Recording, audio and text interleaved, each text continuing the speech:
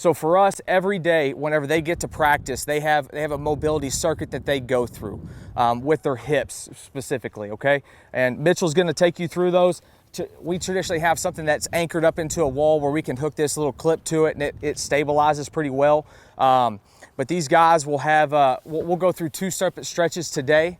3 stretches today to kind of show you what that looks like, and we'll do it on each hip. So as I pull this tight, okay, this is coming from the wall. Right now he's working on just pushing that hip out and creating some tension in there just to help loosen that hip up. Biggest thing is to make sure that his front knee on his lead leg, that the knee never gets out over his toes. It always stays underneath his ankle and his heel. Okay, so if it gets to that point where he's riding out over that, stretch your body out a little bit further to create more tension in that hip. Okay, so he'll hold that for 10 to 15 seconds. And then he'll come up, go ahead, stand up. Let's go ahead and switch legs. Let's do both legs. So we'll do both legs on each one of these stretches.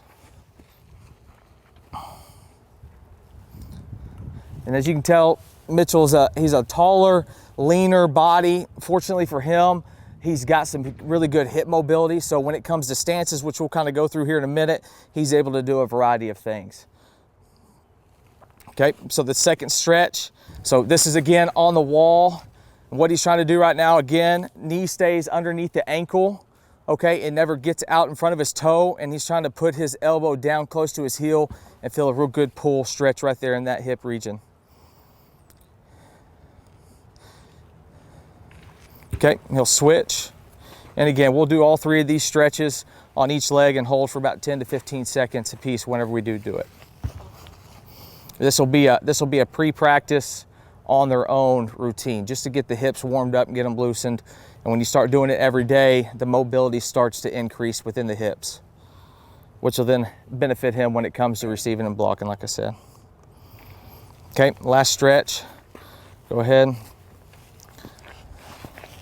little bit tougher position to get into. Try to keep the lead leg, try not to let it bow all the way in to your midsection. Try to, as you create more limberness, to let that thing stay out in a 90-degree stretch.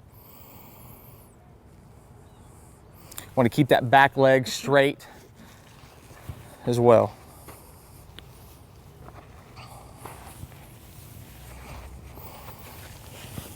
And you'll see through the course of the day, we like to do a lot of stuff with resistance bands, and that's from receiving to blocking to throwing and everything. We utilize a lot of band work for our guys. I think that's important. Obviously it creates, flexibility, strength, but it allows you to feel things as you're trying to work and progress through everything that we're working on that day. A big thing for us, just as we'll work through this progression, you'll see here soon, like, it's okay to train ugly. Ugly, it means there's some things that are going unsuccessful for you, and that's where growth comes from. Just the more and more you work at those things, they kind of become better and better over time. So I think that's a big deal. It's okay to not look good right out the gate, especially when you're trying new things.